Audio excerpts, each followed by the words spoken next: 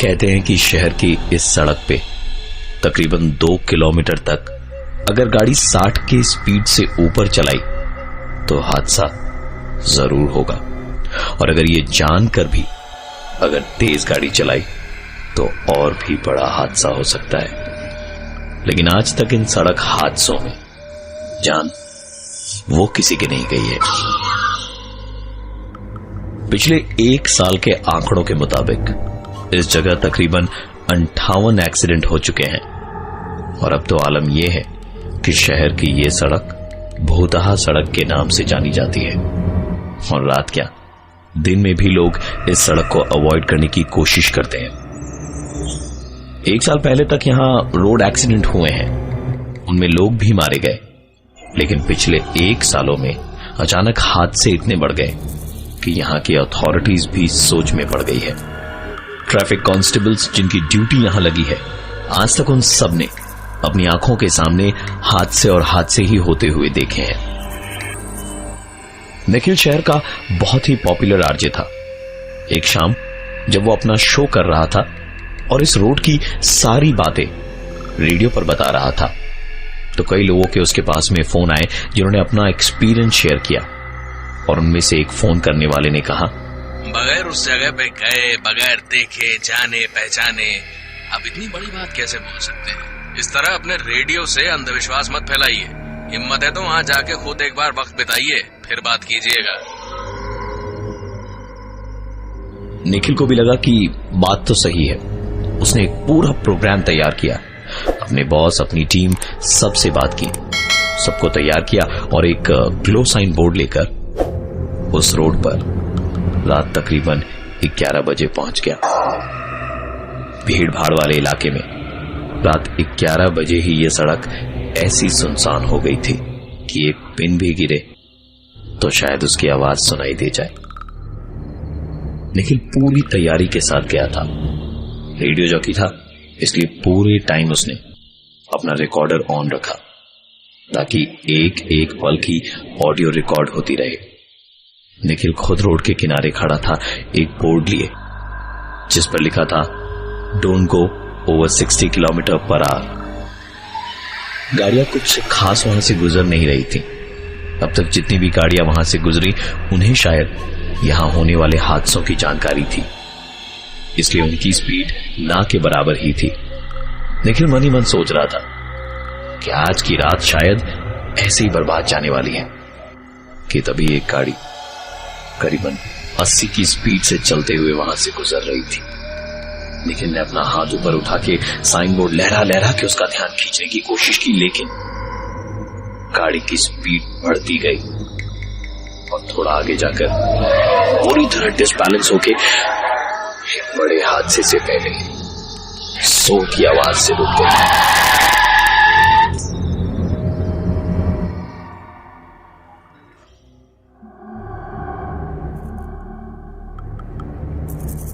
निखिल अपने शहर का एक पॉपुलर आरजे था। एक दिन जब वो अपने शहर की उस सड़क की बात कर रहा था जहां पिछले 1 साल में 58 एक्सीडेंट्स हुए पर जान किसी की भी नहीं गई थी, शहर की ये सड़क अब भूतहा सड़क के नाम से जानी जाती थी। निखिल की बातें सुनकर एक कॉलर ने कॉल करके कहा, बगैर उस जगह पे गए, बगैर देखे जाने पहचाने अब इतनी बड़ी बात कैसे बोल सकते हैं। हिम्मत है तो वहां जाके खुद एक बार वक्त बिताइए, फिर बात कीजिएगा।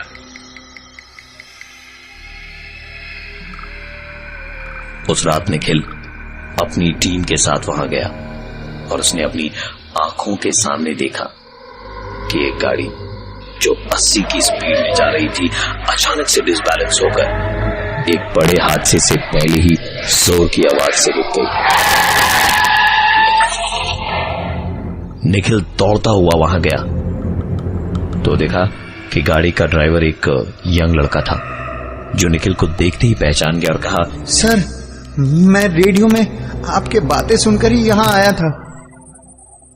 निखिल जब अगले दिन ऑफिस पहुंचा और उसने रिकॉर्डर पे रिकॉर्ड हुई सारे ऑडियो को सुना तो उसके सामने कुछ ऐसी चीजें थी जो उसे यकीन दिला रही थी कि उस सड़क पर कुछ तो जरूर है।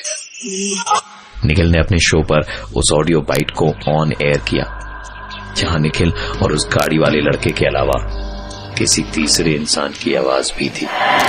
क्या हुआ? मतलब आपकी गाड़ी अचानक से ऐसे डिसबैलेंस कैसे हो गई थी? दरअसल मैं अपने गाड़ी के सामने एक आदमी को खड़ा देखा और उनको बचाने के चक्कर में मेरी गाड़ी डिसबैलेंस्ड हो गई और मुझे सडन ब्रेक अप्लाई करना पड़ा यार। मैं कंट्रोल नहीं कर पाया और मेरी गाड़ी उस आदमी के आर पार हो गई सर।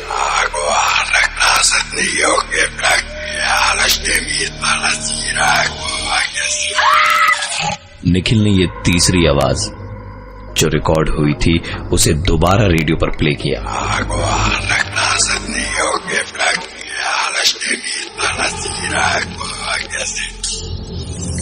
और बताया कि पहली बात ये तीसरी आवाज किसकी है और कैसे रिकॉर्ड हुई उसे खुद नहीं पता। लोग चाहें तो इस ऑडियो की जांच कर सकते हैं। और दूसरी बात ये कि उसने अपनी आंखों से गाड़ी को डिसबैलेंस होते देखा था, पर निखिल की माने तो उसे गाड़ी के सामने वैसा कोई नहीं दिखा था जिसे देखने की बात उस गाड़ी का ड्राइवर कर रहा था। निखिल और उसकी टीम मिलकर पुलिस और एडमिनिस्ट्रेशन के पास गई और उन्होंने मिलकर उस रोड पर सीसीटीवी कैमरा और एक्स्ट्रा लाइट्स लगवाए। ये सब करके निखिल के शो की पॉपुलैरिटी तो बढ़ गई थी, साथ ही एक जिम्मेदार शहरी होने का भी उसे गर्व महसूस हो रहा था। लेकिन अभी भी उसके दिमाग में एक ही चीज घूम रही थी, ये तीसरी आवाज किसकी थी। रेडियो पर खेले जाने वाले कॉन्टेस्ट्स के बारे में सोचते सोचते अचानक उसके दिमाग में आया कि कैसे अपने शो में वो कॉन्टेस्ट के दौरान एक सीधे गाने को लिसनर्स को उल्टा करके सुनाता था। और जैसे ही ये बात उसके दिमाग में आई, वो रात को 2 बजे ही दौड़ा दौड़ा अपनी ऑफिस गया। उल्टा करके उसने उस तीसरी आवाज को सुना तो अब साफ समझ आ रहा था कि उस तीसरी आवाज ने जो कहा था वो था, इसे कहो गाड़ी सराती में चलाए, घर पे कोई इंतजार कर रहा होगा। निखिल के चेहरे की मुस्कान देखते बन रही थी, मानो जैसे उसने कोई जंग जीत ली हो।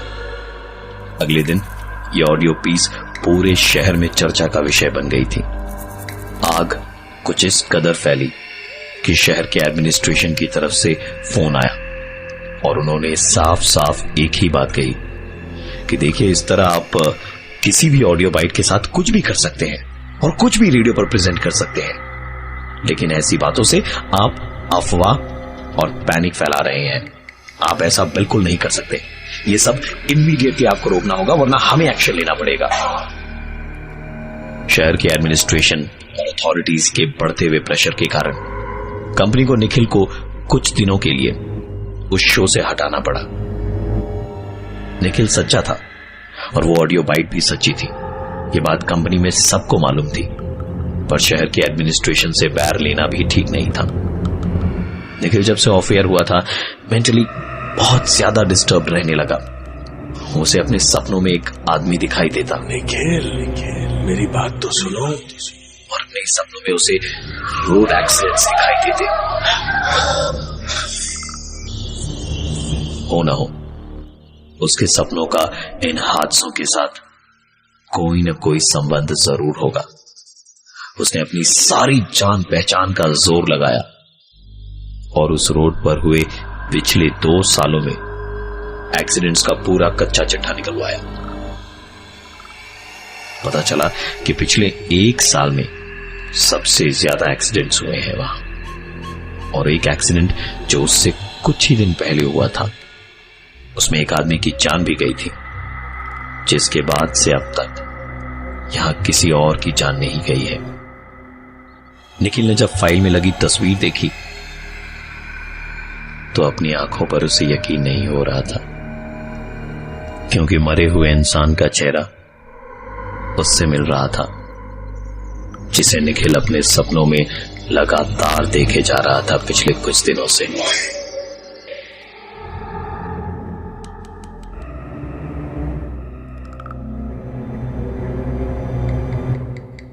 निखिल शहर का सबसे पॉपुलर रेडियो जॉकी था, जिसे शहर की एडमिनिस्ट्रेशन से आए प्रेशर के कारण कुछ दिनों के लिए ऑफ एयर करना पड़ा था। दरअसल निखिल ने अपने शो में उस सड़क पर एक शो भी किया था जो भूतहा सड़क के नाम से जानी जाती थी, और ऑडियो रिकॉर्डर की मदद से उसने वहां जाकर कुछ ऐसा रिकॉर्ड कर लिया, वो भी अनजाने में कि उसे रेडियो पर प्ले करने के बाद उसकी नौकरी पर बनाई थी। निखिल ने ऑफ एयर होने के बाद वहां हुए रोड एक्सीडेंट्स की डिटेल्स निकलवाई, एक तस्वीर पर नजर अटकी। ये वही इंसान था जो आजकल निखिल को उसके सपने में बार बार दिखाई दे रहा था। पता लगाकर जब उसके घर पहुंचा तो 2 बच्चे वहां घर के बाहर खेल रहे थे।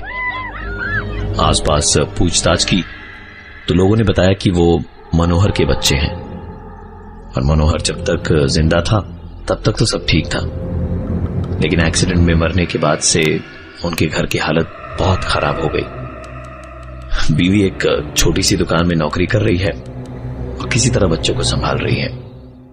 बच्चों की पढ़ाई लिखाई भी छूट गई थी, और पूछने पर पता चला कि आखिरी बार मनोहर वहीं रोड के पास चाय की दुकान में बैठा चाय पी रहा था, जहां पर यह हादसा हुआ था।